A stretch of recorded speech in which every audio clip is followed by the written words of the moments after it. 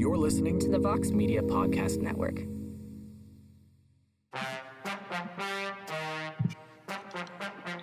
Mixed martial arts. Mixed martial arts. Yeah. Sarah, sing, Sarah. La la. Oh.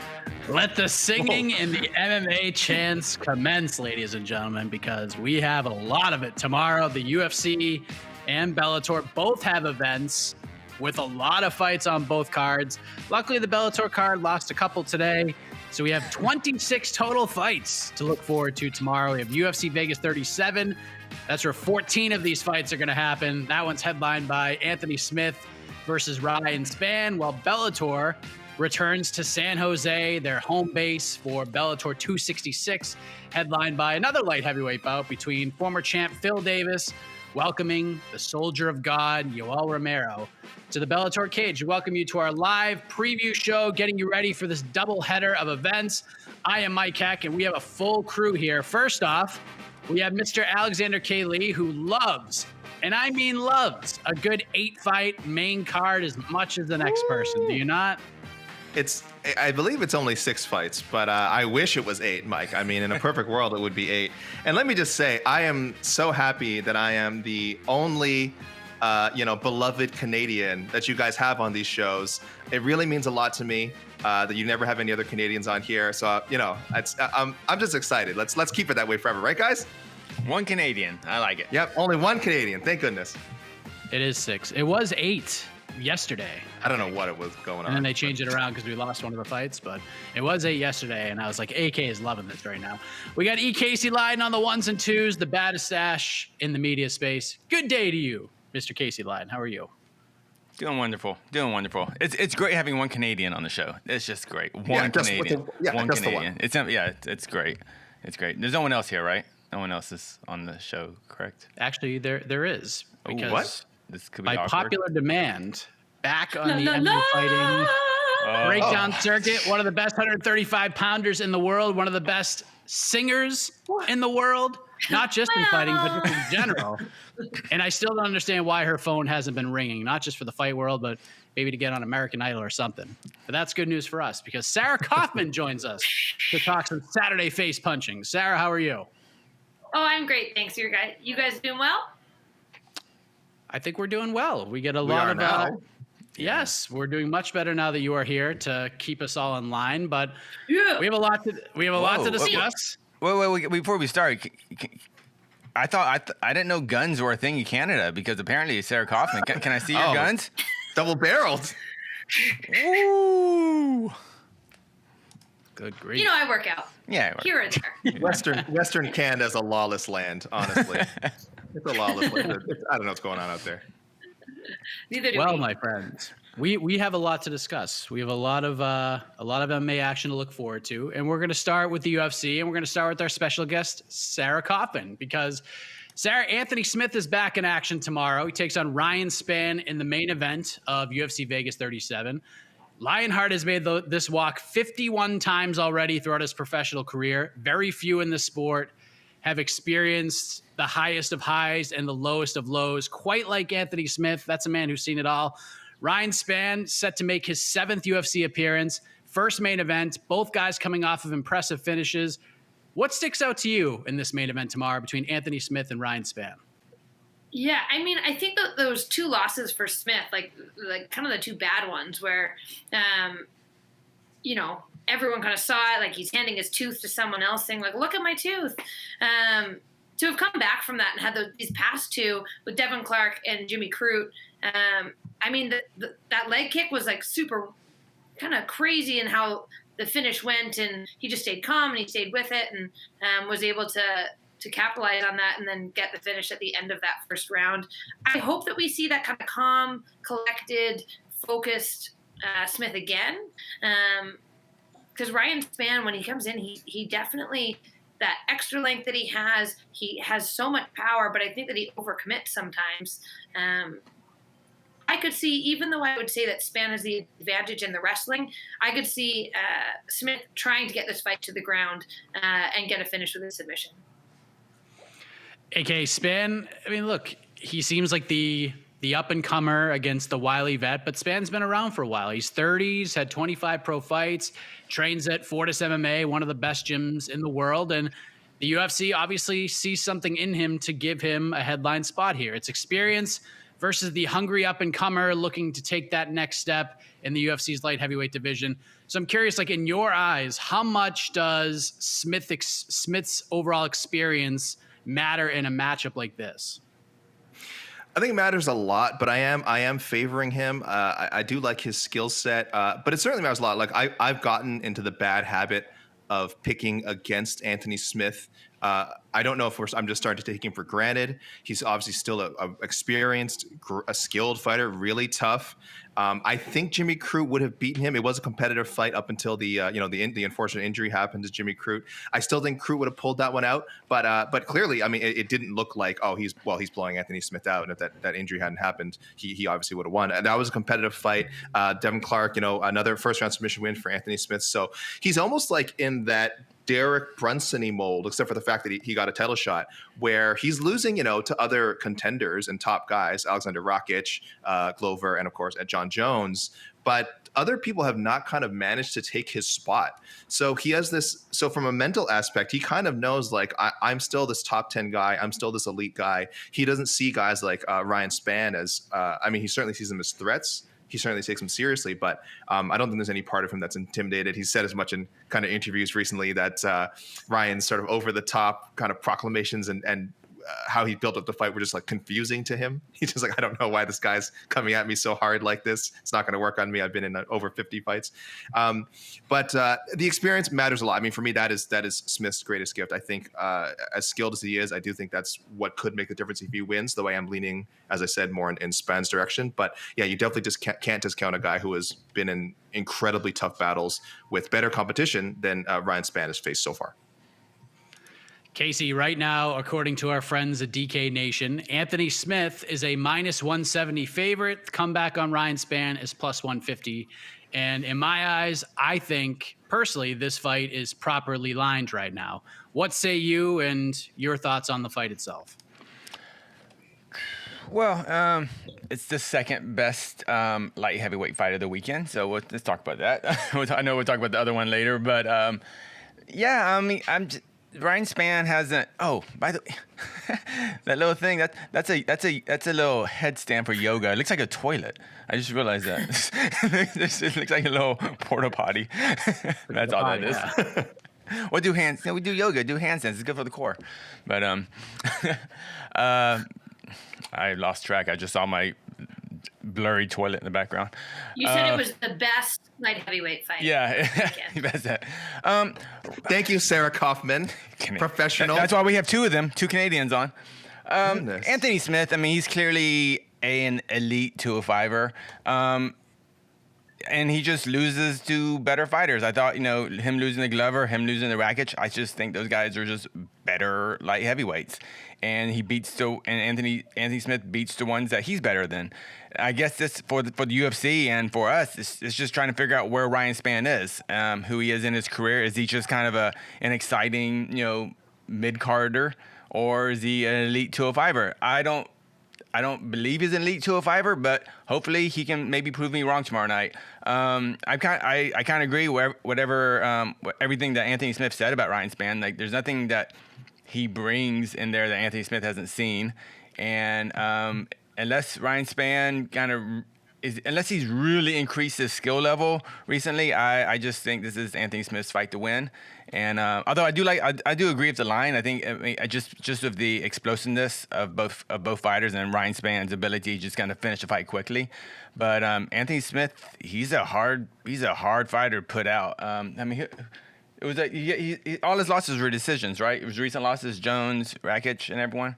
Those are all decisions. Glover finished in the fifth. They went to the fifth. Oh, Oh, yeah, that was the fight where he broke it. But even that, I mean, Glover's fighting for the freaking title shot. Do we think? Are we gonna find out if Ryan Spann's that good? Is he a potential title contender? I don't know. I don't think he is, but I love being proven wrong. Well, let's get to official predictions. Sarah, you're going with Anthony Smith here? I think Smith. AK? Yeah, I'm going Spann. I think Smith is he can definitely take a hit. We know this. Like we said, we even mentioned the Glover Teixeira fight where it was so one-sided, uncomfortable at times. But I mean, I guess he was tough enough to stay in there. You know, it wasn't. He certainly wasn't going to bow out. You know, a lot of discussion was whether his corner should throw in the towel, but that's a whole other thing. So he's tough, man. But I think Spann, his game is, again, right now it's pretty simple. It's still developing, but I think what he does really well. And I do love that he's with such a strong camp, and I feel like is, you know, only starting to peak. I don't even think we've seen close to the best of him. So I guess it depends whether you feel like, you know, he's going to start reaching that potential soon, or if it's still not going to happen, and he needs to face again kind of lesser competition than Anthony Smith. I think he's ready, so I see him picking up a finish. Not a quick one though. I actually think he's going to show some maturity, and it's going to go third or fourth round, and we'll have a Ryan Spann knockout in one of those frames. Ooh, Casey, you're on team Lionheart. Right? I go with experience. I go with him just being a veteran, him having more high level experience. I just can't get out of my head that Spann had a split decision with Sam Alvey just less than a year ago. So, and Sam Alvey's tricky. He messes with a lot of people. Well, clearly he's tricky because he's still in the UFC after like 30 losses in a row. So he's doing something right. So I can name one fighter who I think deserves more in the UFC than not to take any shots at Sam Alvey. I'm just saying there's one fighter who I can think of who has a lot of success and a lot of different promotions who should be in the UFC instead of Sam Alvey. With apologies to Sam Alvey. I'm just saying. This isn't meant to be the Sam. I feel like we're shitting on Sam Alvey now. But in case the video's not working right now, in case the video's not working right now, we're all pointing at Sarah Kaufman. I just want that to be clear. Okay. Now I'm very high on Anthony Smith in this matchup, and but Ryan, like you said, Ryan Spann, he's gonna have to show something that I think we haven't seen yet, because I still think Anthony Smith is I don't know if in his prime, but he's still an elite top 5 light heavyweight in the UFC, and that's picking Anthony Smith. Pretty. I think it's gonna be. It's a small cage, 5 rounds. Let's go 4th round submission, Anthony Smith. Yeah, Anthony's just tough and as durable as they come. He's been in there with heavy hitters. He's proven that durability throughout his career. Sometimes too much. i.e. the Glover Teixeira fight, but I just think he's the more well-rounded fighter here. I think if he can avoid getting colded in the first 8-9 minutes of the fight, I think Smith will be able to take control. He'll start to wear Spann out, frustrate him, and I too think he gets a submission, but I think he gets it a round earlier than Casey does. I think he gets it in the 3rd round, so we'll see what happens. That's why agree. We have I think round 3. Sarah, do you think on an island? What do you think of the small cage? Do you think the small cage benefits any fighter in particular, or is this just going to be the small cage just makes the action better? What do you think? Yeah, I think the small cage is a big factor specifically for smaller fighters, like the lighter weight classes, the shorter fighters. For the larger fighters, and these guys are both so tall, I think it's going to favor more clinch work, more wrestling, more takedowns, because they don't have the space to move. Whereas I think for lighter weight classes, shorter fighters, it favors more knockouts and finishes because people can't just run away, and it's harder to cut off the cage. So with these guys being so tall, I think we're going to see more of that distance being closed. Not that I think either one wants to keep like a long jab, a long range. I think that it's going to be fought in close. And I think this plays into Anthony Smith being able to kind of get the control that he wants and not kind of get outstruck from the outside, and be able to see those like big shots and the faster strikes coming in because there's not as much distance that needs to be covered. Sarah, was the Invicta how did the UFC cage compare to like Invicta and Strikeforce? The Strikeforce cage always seemed huge to me. I don't know if it was just a different shape, so maybe it looked bigger. And then was Invicta the same size, similar to the UFC, or are we talking all kinds of different sizes here? Did you even notice when you were in there? I don't know that I noticed in particular. The UFC, like the 30-foot cage is huge. Like that cage, the big cage, is just a very vast expanse of cage. It's just, you're like a whole arena away from someone else. And it is harder to cut off that cage a little bit more. But I say any that are in like the 22 to 28, that's kind of, I don't think that I notice the distance. I'm definitely more of a pressure fighter, so I'm always feeling like people are running away and not wanting to engage, and I have to cut them off. So because I don't use the expanse to try and get that distance, I would say that I don't notice it as much as an advantage for me. But I do think that like the 30 foot is a very noticeably larger space than a 25. Invicta's maybe a bit smaller than that. I'm not exactly sure. But for me, it was appropriate. But I would say for heavyweights in a smaller cage or light heavyweights that are like 6'5", 6'6", it does make a difference. How the action is played out. Yeah. That was the main event. AK, I'm gonna jump back to you here because this is yes, I think you probably know where I'm going with this. This is one of those cards with a lot of fights. We had 15 fights as of this time yesterday. We lost Nicholas Mata versus Cameron Van Camp. That was canceled due to an injury. Of course, Van Camp was going to make his UFC debut, replacing Jim Miller, who was forced to withdraw due to testing positive for COVID-19. But there are some competitive matchups, and there's some exciting up-and-coming names on this card as well. So what fighter, or storyline do you have circled outside of the main event? And I think after one of the specific face-offs today, after the weigh-ins, I think I know your answer. Go ahead. Listen, I have been loath to refer to the Yuan Cutelaba and Clark fight as a co-main event. You know what I mean? I think we've sort of had a discussion before, like not every fight that is second to last is like officially a co-main event, no matter what a promotion like may choose to dub it. So I was like, I guess Cutelaba Clark, I feel like it's just kind of there as the second last fight. After seeing their face off, this is my main event now. Sarah Kaufman, did you see this thing? Did you see this face off between Cutelaba and Clark? I didn't see the face off. I was getting swole. Okay, Casey, if you could somehow, that's okay. You were getting swole. I was getting fat watching this face off. Casey, if you could send her the link or something quickly, I will describe it though. I'm watching it now myself. So as we know, Cutelaba, he's pretty wild when he gets into face-offs. You know there's going to be something crazy. This was like 4 different crazy things happen. So Cutelaba first starts off doing like a Salt Bay thing directed at Clark, kind of like I'm salting him, I'm seasoning him for Saturday's fight, which that's kind of cool. I'm like, okay. Clark's not playing along. He's got like his hand out. He's almost like trying to force push him away. And poor Sean Shelby's in there. Like he wants to separate them, but he also is like, oh, this is kind of a fun face-off. I don't want to overreact. So then Cutelaba screams, which is fine. They both flex, not at the same time. They're not in sync at all. Cutelaba goes in to, I think, confront him again. Clark has his hand out, but with his other hand also kind of accidentally, gently caresses Cutelaba's other hand. It's insanely awkward. Shelby again goes in to separate. Clark just keeps the shaking hand, the offered hand out extended for what feels like 30 seconds in what is actually like a clip that in its total is less than 30 seconds long. Cutelaba finally relents and gives him an over-enthusiastic, like to compensate for it, hand slap into a transition into a hand clutch thing, like a predator. You son of a bee. CAA got you pushing too many pencils thing, and then it's just super awkward. And then they still they don't know how to separate because then Clark wants to kind of go in for a hug, and then Shelby has to separate. No, them again. Cutelaba wants to go in for the hug. Okay, Cutelaba suddenly wants to go in. He went for a hug, and then Clark is into it. And then security's kind of freaking out because they're like, wait, do these guys want to hug or they want to fight? They can't tell. Yeah, we don't want a close Stevens situation here, right? So, plus, they're supposed to be distancing. I like this hand. I just watched it. The hand. Okay. The spider. What was that? A spider hand? Or was no, that a he's snake doing the salt play. He's salting him. He's seasoning him. Oh. For Saturday. I'm going to have you for dinner, pal. We thought it was a spider. Like itsy bitsy spider. Maybe it was that too. I heard you're arachnophobic. Oh, don't watch out for the spider.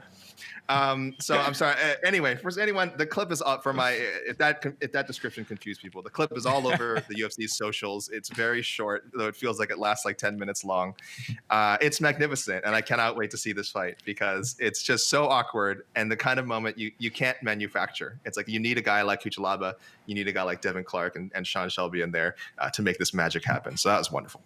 And props to Devin Clark's mustache. Looks great. Just want to say. I feel like your description of this video really sold it to me when I then just watched it. I was looking for the hand caress and the. It's there. I mean, That's a solid description. Thank you. Oh, thank you, Sarah. Yes, I've watched it many times. I've watched it many times. It's about 4 face-offs in one. It's so good. It's so good. I felt where both guys are coming from because being in Florida last week, covering that Triller event and doing all those interviews, I guessed wrong on the ending exchange every time, except for maybe one. Like, do we fist pound? Do we handshake? And outside of Junior Dos Santos, which I think was my final interview at ATT, I guessed all wrong. When I thought it was a fist bump, it was a handshake. When I thought it was a handshake, it was a fist bump. I guessed wrong every freaking time. It was crazy. So I understood kind of where both guys are coming from. I'm like, I feel your awkwardness, bros. You should just lead with the dap, right? Lead with the dap, and then as they're shaking, then open the hand, right? It's hard. It's happened so quickly, but I did that with Marlon Moraes, and he just handfully extended, would not let up from that. And I was like, okay. Let us transition to the handshake. So that's your fight. I tend to do this one, and then I just go like this, and then I just high five their hand because I don't like doing the knuckles. So this is always a good start because then you can give them a, See. Do you ever just grab the fist and just shake the fist like that when they just you shake the fist? Just turn it like a doorknob. I feel like I've done this before and like, all right, we're handshaking now, Technically, yes. Yeah. You should try just grabbing the hand, their fist with both hands, and no shake. Just hold on to it, and just see how they react. Look at it lovingly. No, look them in the eyes. Just look them right in the eyes. Then see they're scared of spiders. And then give them the spider. We're going off the rails already. And sorry. What was beautiful? So AK is going with the co-main event. We're still talking about fights. UFC Vegas 37. And Casey, what's yours outside of the main event? Which fighter, storyline you got circled that you're looking forward to seeing tomorrow? I'm super excited when Arman Tsarukyan gets to fight. He's just one of the best light heavyweight prospects right now in the UFC, and this is a bit of a showcase fight. I think he's I think a minus 800 coming into this fight against Christian. How do you say his name? Chagos. Christos Chagos. Yeah. He's I think last I saw he was a minus 800 favorite, which I think is correct. So I'm just excited. I love showcase fights. So this should be a good one for Tsarukyan. I don't know anything about Mandy Baum. I know she's fighting Queen of Violence Lipsky. So I just don't know anything about her. I'm excited to see the improvements of Miss Penny Kinzad. She has a big fight against Raquel Pennington. I think a few years ago, Miss Sarah Kaufman beat the crap out of her. And but fighters improve. She improved. Penny is a much better fighter, I think, now than when we saw her in Invicta. She actually has improved, and this is going to be a big test for her. This is a bit of a prospect versus vet. I don't know if you want to call Penny still a prospect, but her versus Raquel Pennington is an important fight for the bantamweight division. Bantamweight division that's severely lacking new names, especially in the top 5. So if Penny can get a very convincing win against Raquel Pennington, who knows if Penny could be, 1-2 wins away from eventual title shot, which would be an incredible turnaround for her career, I think. But obviously, Raquel is going to be a tough out, tough out for her. And I'm excited about the UFC debut of Invicta veteran Erin Blanchfield. I think she's only like 22 or something. And she's so young, yeah. Super young, but a lot of potential. So we'll see where she's at. So it's a fight night card, so a lot of good prospects versus vets. So I like it. By the way, one of the people on this show has beaten Penny Kinzad in a fight. I'm not going to say who. This is a list. Listeners, if you can guess which of the commentators on today's show have beaten Penny Kinzad. I already mentioned it earlier. He already said that. I already said it. Did you? Yeah. Oh, I totally missed that. Wait, did you mention it like just now or earlier? Like 2 seconds ago when I was talking about the... 45 seconds ago. Stop watching the face-off, AK. I'm sorry. I had to watch it again. Wait, is it Sarah Kaufman? Let me take it. You know what? It is Sarah Kaufman. Yeah, it is. You got it. We did it. Nate, you know what? Yeah. Hand out. You got there. There it is. Nate Maness versus Tony Gravely is going to be an awesome fight. What a great fight. What a great matchup. That's not what I'm looking forward to the most. And to me, I've been saying this since before he was even on the Contender Series, and I still believe these words 3+ years later. I think Montel Jackson is going to fight for a UFC title one day. He has such natural ability, the athleticism, the explosion, and this guy is like maybe 50% of the fighter that he's actually going to be. He's still a little raw, still a little green, so he's only going to get better. And what we've seen is far and away far from the finished product. And he was supposed to fight Danab Batgarel, I think, on this card. Now he gets JP Bays, who is as game as they come, no doubt about it. But he's taking this fight on short notice. He's going up to 135 to do so. And Jackson is the second biggest favorite on the card, and rightfully so. I think this could be a showcase fight for Montel Jackson. I'd like to see him get through this fight, get another step up. I don't know if like a Brett Johns level is the right way, but I'd definitely like to see him get somebody close to the top 25 after this fight. I always have Montel circled on my card. Props to JP Bays for taking this fight because, man, what a tough second fight to have with that guy. Montel Jackson is an absolute monster. So, Sarah, your thoughts? What fighter storyline sticks out to you heading into tomorrow's UFC event outside of the main event itself? I feel like Casey pretty much said what I wanted to say and mentioned all the people that I wanted to talk about. So I actually just looked up Mandy Bohm. Is that how you say her name? Mandy Bohm? Bomb or Bohm. I feel like that fight with Lipski is kind of like when Joanne fought Lipski. Lipski came in at the time like a pretty hot prospect. Mandy. Mandy. She's undefeated. I actually watched a couple of her fights earlier today. Like she has a really nice long jab, great stand up, great range, and ability to keep the range. I think this is going to be a really hard fight for Lipski. But if Lipski can come out and put something together, you know, I haven't seen that much of Mandy. But given Ariane's last fights, 2 losses in a row, ground and pound, I feel like this is kind of like a make or break fight for Lipski at this point. And coming into the UFC, I think that Mandy's going to be really sharp. It'll be interesting to see the level of competition. Like she hasn't faced that high as Ariane has. So Ariane, yeah, that's her name. Oh, what am I even saying? Names are confusing. But I do think that Lipski, if she loses this fight, might be her kind of, you know, send off. And that this might be a great opportunity for Mandy to come in and make a name for herself. So we'll see how that goes. Of course, I'm always invested in the 135 fights. Every time I hope that someone is unable to make a fight so that I can take the fight. But since this fight's going on, they've both made weight. It's happening.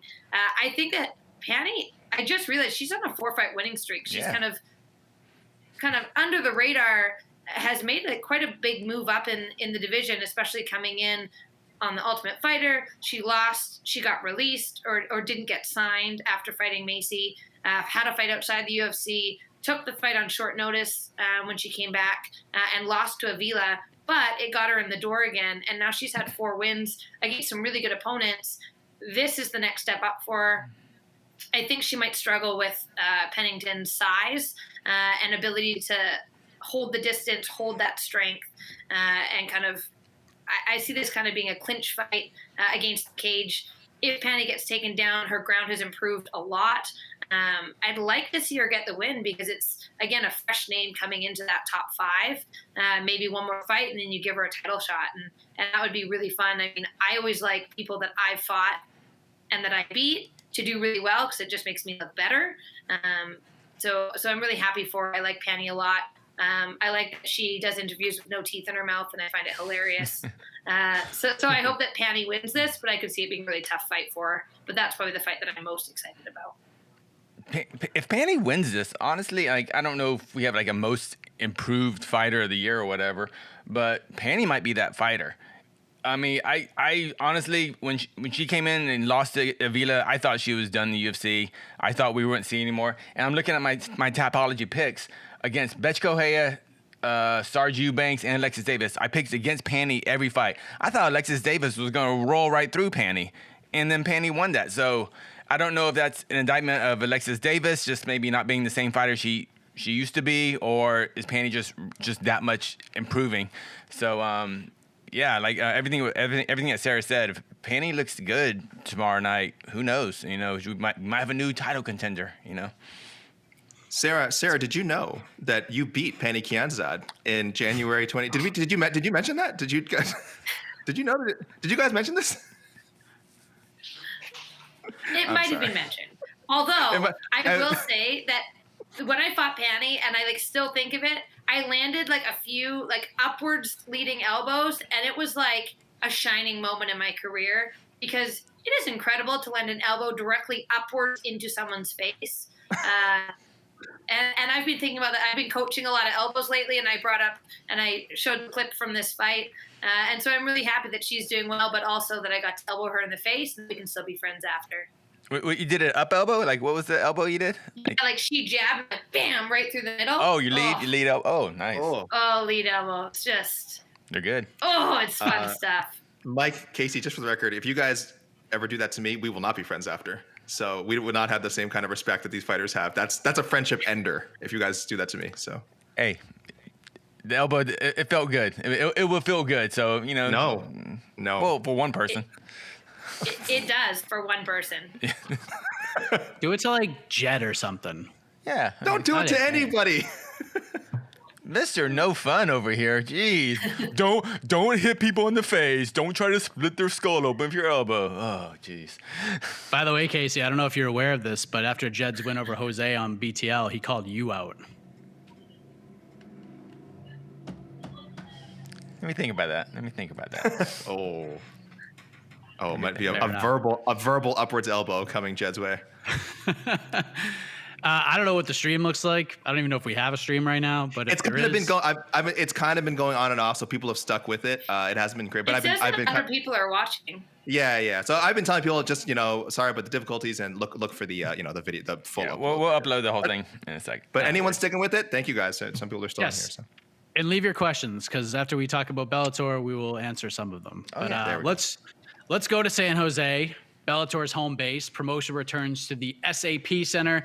Phil Davis versus Yoel Romero in the main event. Bellator 266. And AK, Phil Davis is a tough out for anybody. And from a stylistic perspective, he's the kind of fighter that can take a fighter's strengths and just kind of flip them on their ears. And he has that grinding style. But he did show in the Vadim Nemkov fight in April that he's got a little explosiveness. He can be exciting when he needs to be. So let me ask you this. Romero's debut is something that fans have been looking forward to ever since he signed with Bellator. He was supposed to fight Rumble Johnson in the first round of the Grand Prix before the eye issue. Everyone was looking forward to that fight. So after all that went down, the Grand Prix is underway. Neither guy's in it right now. Was this the right fight to make for Romero's Bellator debut, or would you have gone a different route? I mean, I'm not a fan of it at all. I think I'm like a lot of people. I thought stylistically this could be an ugly clash on paper. As far as high level stuff, I mean, I like that. I like that at least they're saying, hey, look, we think Yoel Romero, even though he has, he's moving back up to 205. He hasn't fought 205 in a long time. Obviously, his stardom was made at middleweight. That they think he is immediately, one of their top 5 light heavyweights. That's why they signed him. So were there better options again from a possible style and entertainment standpoint? Certainly. But I do like the message this sends that, look, we are not just, yes, we understand you might have wanted us to put him in there with someone that it's more likely he can get an explosive knockout against or look good against. This isn't a showcase fight, which Casey had mentioned earlier. This is not one of those. But it could be a showcase fight for both guys if it's competitive. You mentioned the Nemkov fight. I thought that was one of the best light heavyweight fights I'd seen in a while. It was just so every dimension of it, you see how experienced both guys are, how skilled they were. I really don't think people talk about that fight enough. It was just such an enjoyable, technical, fun fight to watch. So yes, technical and fun. I know some people don't think those can go together. And I think I'm not saying we'll see that with Romero and Davis. I think people know Romero's style. It can be a bit, you got to wait and see, wait to counter. It's not going to be necessarily a back and forth bang over brawl. But he can do that with Paulo Costa. That was an exciting one. So I'm leaning optimistically as to this being a better matchup than maybe most of us thought it would be from an entertainment standpoint. So I'll tip my hat to the matchmakers here. Maybe we didn't see the genius behind it before, but I actually kind of like it now. Are you tipping your hat to the matchmakers here, Casey, or are you keeping your hat fully planted on your head, no moving of the hat at all? I mean, the entertainment version, the entertainment portion of me who just wants, bloody violence, elbows, violence, no tipping of the hat. Phil Davis is not that type of guy. But in terms of just pure sport, this is an awesome fight. It's just an awesome fight. I think Phil Davis is, without a doubt, to me, the most underrated fighter, maybe in at least at 205. He's a top. I think at least in our worldwide rankings, I'm pretty sure I have Phil Davis ranked higher than anyone else amongst the journalists who submit. But like Phil Davis, who's he lose to? He's lost two very close fights to Ryan Bader, and he got beat up by Anthony Johnson and a prime Rashad Evans back in 2012. So he doesn't lose fights. He doesn't make mistakes in fights. He's so freaking good. So this fight could potentially be an absolute horrible fight entertainment-wise to watch, especially with how Yoel Romero, he'll just kind of shell up and just wait to explode. And Phil Davis just doesn't make mistakes. So Romero needs his opponent to open up, I feel. And I don't think Phil Davis will ever do that. Now, how will Phil Davis actually win? Will he take Romero down? Will he hold him on the ground? I actually don't know how Phil Davis. I'm picking Phil Davis to win, but I don't know how he'll win. But it's a weird fight. It's a weird fight. I like it, but I also hate it. But I get why it was made. But what was the better option? Who do you think, or if you're against this matchup, who should have Romero fought, or should have been a showcase fight as a co-main event? I don't know. I mean, we want to kind of, people are kind of poo-pooing the matchup. But I don't know. I mean, he was fighting Anthony Johnson before. So, I mean, that was the original matchup. So I'm not sure. I don't know. I mean, he got a maybe an easier opponent. I'm not sure. Is this a better? I don't know. Melvin Manhoef? Machida? Hey, you know what? Corey Anderson got that. Well, he fought Machida, right? Yeah. He think he fought Machida in UFC at 85. Yagshimuradov? Yeah. That would have been an interesting one. The wild card of the light heavyweight division. That's all I got here. So here are the betting lines as of right now. Phil Davis, a slight favorite at -125, +105 the comeback on Yoel Romero. Sarah, let me ask you this as a professional fighter yourself. With Phil Davis, win or lose, he has sort of cemented his place in this division. He just fought for the title. He's been the champion. He still has a name. He'll still find himself headlining cards for Bellator until his career is over. He's in a pretty good spot right now. He's probably quite the ways away. He may not ever fight for the title again. For Romero, he's making his debut. He's lost 3 in a row coming over from the UFC. All of those fights have been debated decisions that have gone against him, most notably the second Robert Whittaker fight. Every fight has pressure. Every fight is a must-win in the eyes of the fighter. But is this like the prototypical must-win for Yoel Romero, much more so than Phil Davis here? 100%. At this point for Yoel, I mean, there's talk like, do we even know how old he actually is? I mean, he has had so many fights. He's had so much experience, competing prior to MMA in the Olympics. Like, he's just been around in martial arts for so long. I think at this point, I agree with Casey that he's not really going to open up. He doesn't have the gas tank he once had. So I think that he tends to now stay back, wait for something to happen, wait for them to come in, hopefully hit them really hard. They fall down, fight's over. But I don't think we're going to see a super fast pace. And I agree, Phil Davis is going to be very careful. How this works out for Yoel, maybe he doesn't get finished. But if he doesn't have a win here, what's he doing? Like, I guess maybe he's showing up for a paycheck at this point. But as a fighter, I think you should only be fighting if you think you can be the best and want to be the best. I guess for other people, it's like you're getting paid enough that it makes sense to continue fighting. But there has to be a trade-off for that.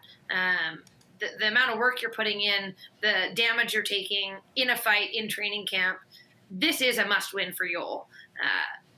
And I don't know that he's going to get that. So do we see him continue to fight after? Or does he just retire? That I don't know. If it was me, I would probably take it as this is probably my retirement. But maybe he'd want to have another fight or two, get paid for it, hopefully go out on a win. But really, in terms of making waves and doing anything further in the sport, he needs this to be a win. Otherwise, this is kind of like the hill that he's sliding down on. Yeah, I mean, this is definitely a must-win for Romero. I'm sure Bellator invested quite a bit of dollars in him. I mean, the man is a super athlete. He's 44 years old. Did you see him at the weigh-ins today? Good grief. Guy is gigantic. And he makes an immediate impact with a win here. Immediate. Oh. A win does way more for Romero than it does for Phil Davis. Not even close. Definitely. Way more.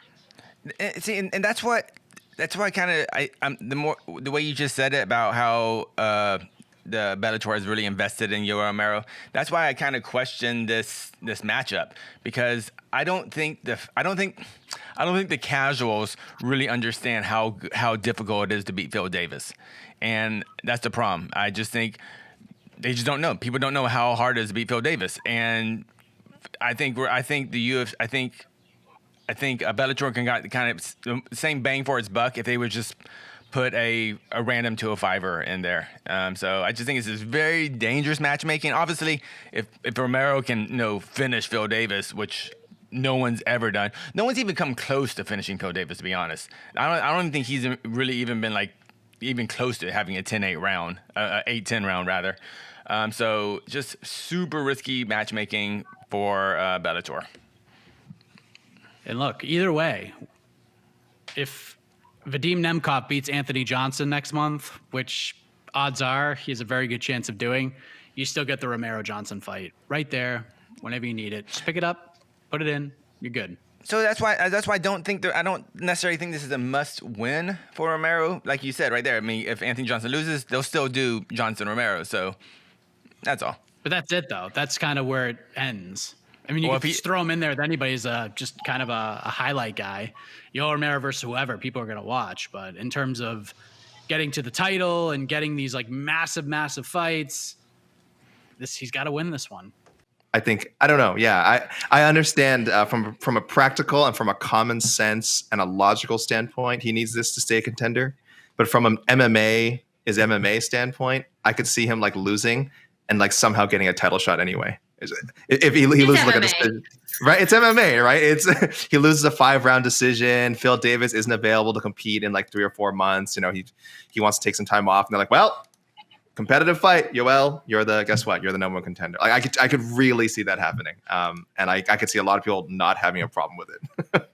And also, he loses, and then he jumps Vanderford and fights Mousasi for the title. What's the thing? I was going to say this. Also, remember, this is at 205. Mm-hmm. I think I'm pretty sure Romero's last fight at 205 was against his lone Strikeforce fight when he fought Javier Cavalcante, and he got knocked out. Which is without, I mean, that was Fei Zhao kind of at his height too, or near his height, as far as a fighter. So it wasn't a bad loss, but he's still never beaten a name opponent at 205. So even if he does lose, we do still have 185. And have we ever had Mousasi Romero happen? Is that fight happened yet? Was that a UFC fight ever? I don't think so. Does not happen. So yeah, maybe if Romero loses, we could see Vanderford Romero, and then that winner. So unfair to Vanderford. Yeah, Vanderford's got the title shot. Vanderford right now. Well, I would think Romero needs a win at 85 to fight Mousasi. I would think, but who knows? Does he? Yeah. Yeah. You know what? You're right. F it.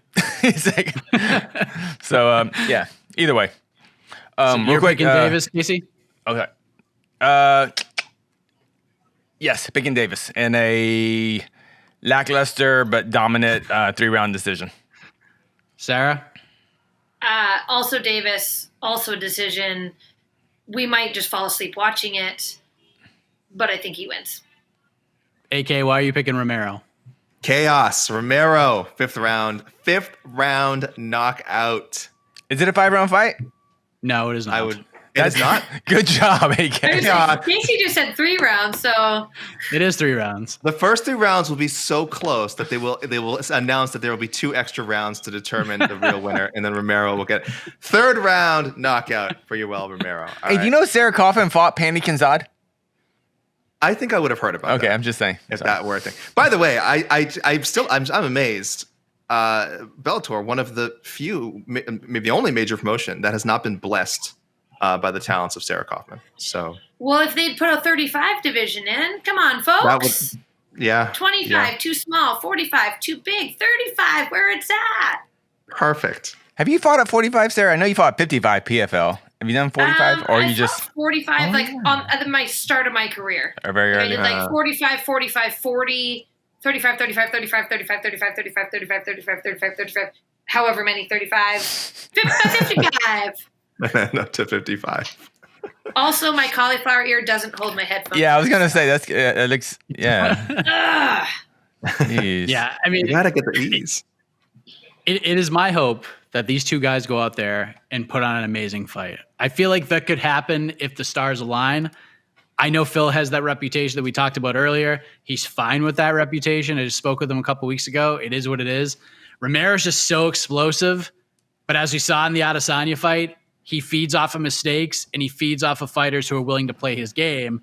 Phil Davis has been up and down the block a few times, as Casey and Sarah have alluded to. This to me has potential Romero Weidman vibes written all over it, where I can see Davis taking control, slowing Romero down, possibly winning the first 2 rounds with the grinding style, only to have Romero capitalize on Davis, sort of having a false sense of security and landing an explosive knockout. But I just think Davis is too seasoned for that. Again, not in my eyes, not a ton at stake for him. He's playing with house money in my view. So with that said, I think Yoel will have his moments, but I think Davis will win a decision tomorrow night. And I don't know what this fight's going to look like. I'm more leaning on the side of fans being somewhat disappointed in the actual action of the fight, but from like an MMA stylistic technique standpoint, it's going to be an interesting fight. Chess match galore. I'm excited for it. Hey, we were all poo-pooing Nemkov, Phil Davis, and that was a great fight. So really good fight. Yeah, I think when Phil Davis has bad fights, entertainment wise, they're very bad. So I think we just remember those. Even though Phil Davis, he has some big finishes, and Bellator and UFC, we just kind of forget about those because we just have that memory of these. I feel like the Ryan Bader fight's still going right now. All right, so that is the main event. Rest of the main card for Bellator, Neiman Gracie is back taking on Mark Lemminger. That is the co-main event. Alejandra Lara is back taking on Deanna Bennett, who missed weight today. Saul Rogers is back. Again? Yep. Yeah. By 3 pounds, I think. Georgie Karkanian taking on Saul Rogers. That's a fun fight. And then the main card will open up with Ben Parrish taking on John Jones' protege, Christian Edwards, who has a lot of potential at 5-0. This dude is an explosive individual. So a lot of debut fighters, a lot of fighters who are like 1-0, 0-2. So the prelims, some fresh meat, so to speak, and then the experience level gets a little bit bigger and better on the way up the main card. So, AK, any other Bellator fight stand out to you that you're just like, forget the UFC, I'm watching that fight? I mean, I don't know if I'd go that far. We have a Gracie popping up. We have Holland Gracie will be on the prelims. I think this is his Bellator debut, if I'm not mistaken. I'm pretty sure he's not his pro debut. I believe it's his Bellator debut. He hasn't fought in 14 years. Yeah. Well, so young gun. He's only 34. Okay, so interesting. So apparently he tried the MMA thing some time ago, and guess it didn't work out. And you can always go home again, as it were. But yeah, I mean, I'm very excited. Of course, Alejandra Lara and Deanna Bennett. It's a shame that Bennett did miss weight, and by such a pretty wide amount. But putting that aside for now, really nice competitive fight. I think I still see Lara as someone who can be like. I know she's had her shot at the flyweight title. I think she's still developing. I think there's someone who could be a future champion. This is someone who she's had her shots. She's been pushed pretty hard by Bellator already, but I think she sticks with it.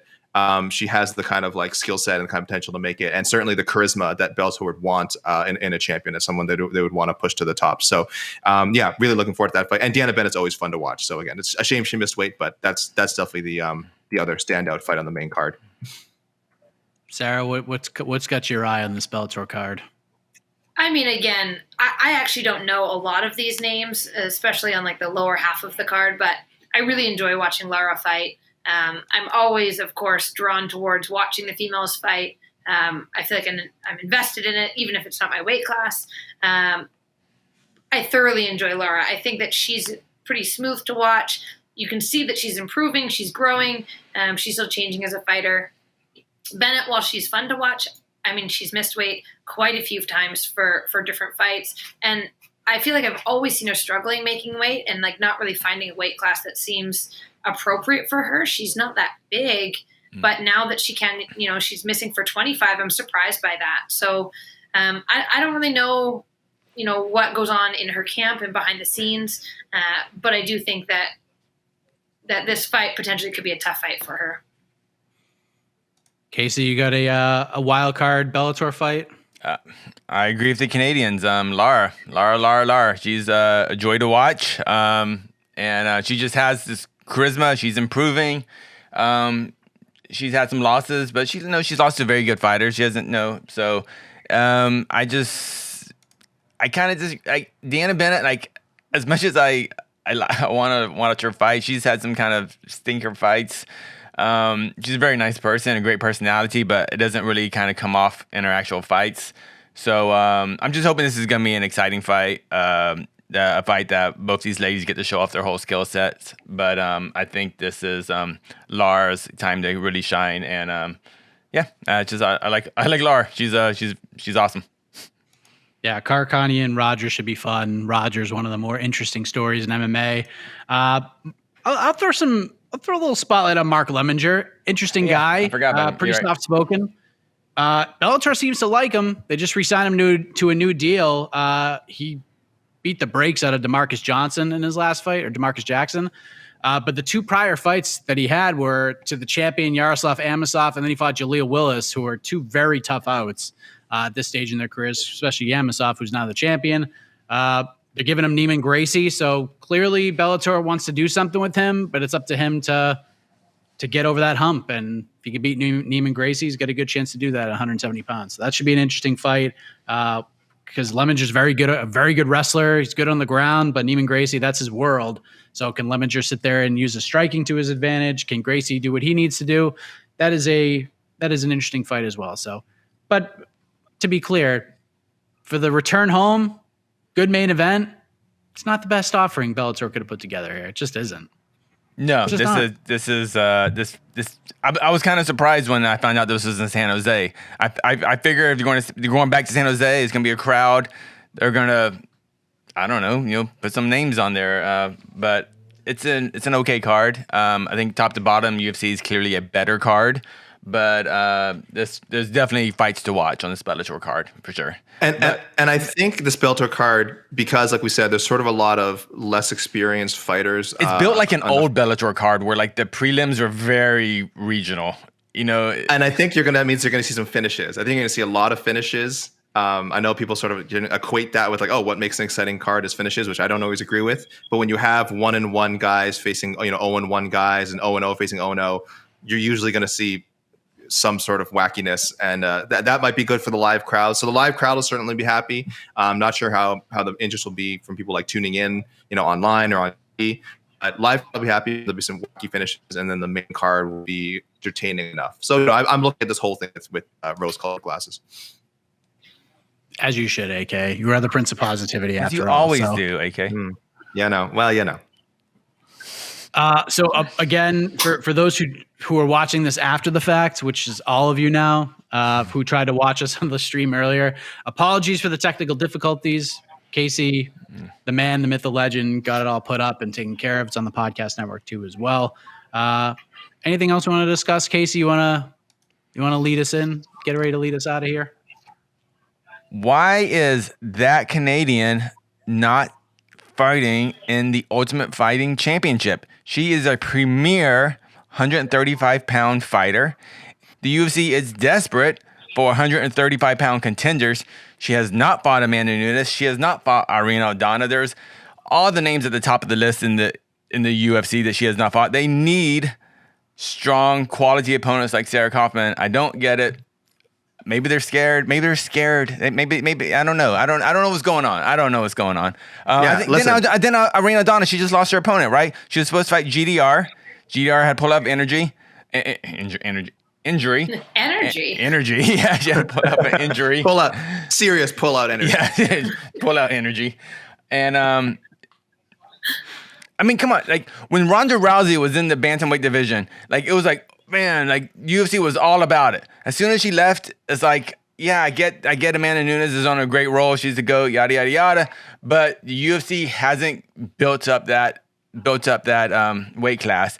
And you have a woman right here who will be a great opponent for any of those women at the top.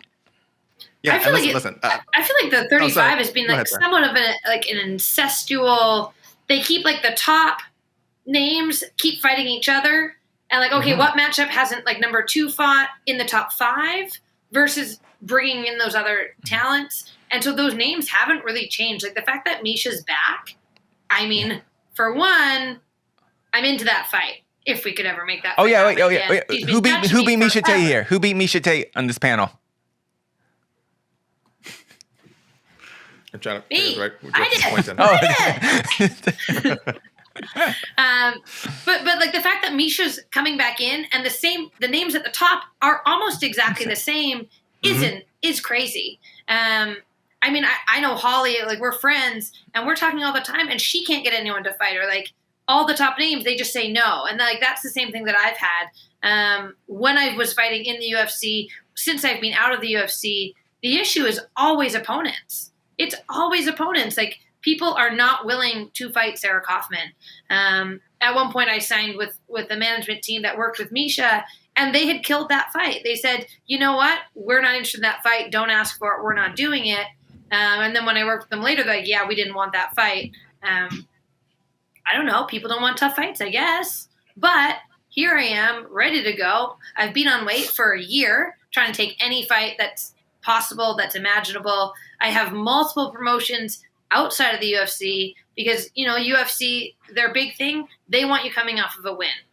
It is impossible for me to get a win because I have 0 people who will say yes to fighting me. We have literally contacted every female pretty much on the planet who fights at 35 that's not currently signed. If I'm wrong, then hit me up and we'll make this fight happen. I'm now at the point where Iridium, I'm working with Lance Spod, and he's now talking with promotions and trying to have an opponent because all these promotions, they want me, but the issue is always finding someone. So if you are willing to fight, let's make it happen. Let's get me back to the UFC. I need a win. I'll fight anybody, but I want to be the best. I know I can be the best. Amanda Nunes, currently my weight class, currently the best. I've been pushing for that fight. It was supposed to happen back in 2014. We signed a contract for 5 days. You know, things happened. She got injured. I fought Leslie Smith. And then pathways derailed. I had a car accident, which kind of put me on the sidelines. She's now the title holder. Let's make that storyline happen. But I want to fight those top 5 girls. Let's make it go. Wait, when you fought Leslie in the UFC, that was originally supposed to be Amanda Nunes? It was originally supposed to be Shayna Baszler. So Shayna got hurt. Amanda, I don't remember who she was supposed to be fighting, but she was supposed to be fighting someone else, I think, down in Florida. Mm-hmm. They matched us up together. I said, okay, sure. They just sent me a contract, signed it, and then 5 days later, I think she broke her thumb maybe, or hurt her thumb. So then she was out, and then I fought Leslie Smith. And then from there, Amanda fought Kat Zingano. Which she lost. She lost. Yeah. Yeah, and then went on after that. So it's been a journey watching other people and saying like, "Where's Sarah Kaufman in this mix? I'm right here. Let's make it go." Let me ask you a weird question that I shouldn't even be asking, but it's something that I think other people are thinking right now, and it's just so silly. But it is a pathway in. Would you take a Contender Series fight? It makes no sense for you to fight on the Contender Series, but we've seen UFC vets fight on the Contender Series to earn their way back. Would you ever take a Contender Series fight? I will take any fight. This is the thing. At this point, oh my goodness, these ears. At this point, I literally will not be saying no to a fight at 35. 55 is just too big. I loved fighting for the PFL. They were fantastic. If they did a 35 division, if they could make one happen, I would love to be involved in that because, again, they were a really great promotion to fight for, and I like the format. However, they don't have that. So at this point, 35, I will take any opportunity that I can, knowing that I just need a win to be able to fight the best girls in the world. And seemingly this is where the issue is right now. So I don't think that fighting someone who's not a high caliber is necessary for me to prove that I can fight these girls that I've proven that I can fight before. However, I understand this is the game. So if I need to fight someone, and at this point, it could be anybody. It could be someone with a terrible record. But if I get a win, then I have that opportunity potentially to fight these big names. So Contender Series, sure. A card in a backyard? Sure, I guess. But really, UFC, Amanda Nunes is where my bar is at and where it needs to be. Come on, regional promotions. LFA, CFFC, Cage Titans, CES. Come on now. Ring a ding. Look, I think it's obviously. I think it's great that you're open to Contender Series. Like we said, I think for us it would seem absurd if you had to go that route. But I understand why you're saying you just want that path back to the UFC. Any fight at 135 is the way to go. I don't know if you know this, Sarah. We have started our own MMA fighting rankings recently. Now you are not currently. Sorry to interrupt. I thought you were going to say your own MMA promotion. I was going to say, let's do this. It's funny you mentioned backyard. It's funny you mentioned backyard because I have a wide backyard. We're working on we're building, we're getting posts up and barbed wire around it. No. We have MMAfighting.com. We call them the global rankings. So we're trying to expand beyond the UFC. Obviously, there's a lot of UFC fighters in it, the majority, but and you would be in it except for we have, I think, an 18-month inactivity period, which obviously is not your fault. I will say, but guys, let's be honest here. It would be absurd if Sarah was on the Contender Series because I don't think it's. I mean, I know we agree on the show. We might be biased, but the rankings are not biased. The rankings are made by math, and math does not lie. And I tell you right now, if we included Sarah in the voting, Sarah would be a top 10 easily. In the top 10 bantamweight rankings. I'll just and this I'm going to say some names here, and there's no disrespect to any of these women. They're all great fighters, but I mean, these are like the elite of the elite. Where I think so number 10 we have Sarah McMahon. I would put Sarah Kaufman over Sarah McMahon. I would put Sarah over Macy Chiasson. I would put Sarah over Ketlin Vieira. And then we have Raquel Pennington, Yana Kunitskaya at 7 and 6. I would definitely put her above Yana Kunitskaya. So, and again, it sounds like I'm dissing all these names. These are all great fighters. I just think that Sarah's resume is right up there with a lot of these names. So think about this. We could she's saying she is open to being on Contender Series, and she's legitimately a top 6 at worst bantamweight in the world. That's not how this should be. She should be signed right now. She's already said everything that needs to be said. I'm just adding on to it. That's all. Who do we have in the back there? This is fun stuff here. Just come in. Hi, bud. Does he think that I should be signed? Should Sarah right there be signed to the UFC? Yeah. Yes. It's official. She's back, baby. She's back. She's in. All right. Cool. You get the 8-year-old crowd on your side. Yeah. And that's it. At this point, I think it's contenders or no, I just need to be fighting. But I also think prior to, a few years ago, I had fought a lot of the people in the top. So maybe you could say the matchups would be stale. But now, literally, the top 10 in the UFC, I don't even know if I fought any of them. I don't have it up right now, but there's so many fun fights for me. Let's do this. Amanda, Jermaine, Holly Holm, Aldana, these are all great fights. Yes. These fights sell themselves. I don't know. This is ridiculous, but thank you, top 10 bantamweight Sarah Kaufman, for spending time with us. Thank you very much. Thank you very much for joining us. Thank you, Casey, on the ones and twos. Thank you, AK, for your incredible insight as always. Thanks, guys. This has been so final fun. words? And Thank you. Yeah. my dog didn't bark one time today, so top notch. Well done. Yes, my dog is not barking either, so that's a good thing. So for AK, for Casey, for Sarah Kaufman, I am Mike Heck. Lots of MMA tomorrow. Join us tomorrow, shall you? See you then. Happy birthday, AK. Happy birthday. Is it your birthday? It absolutely is. No, it is not. Happy birthday! You're listening to the Vox Media Podcast Network.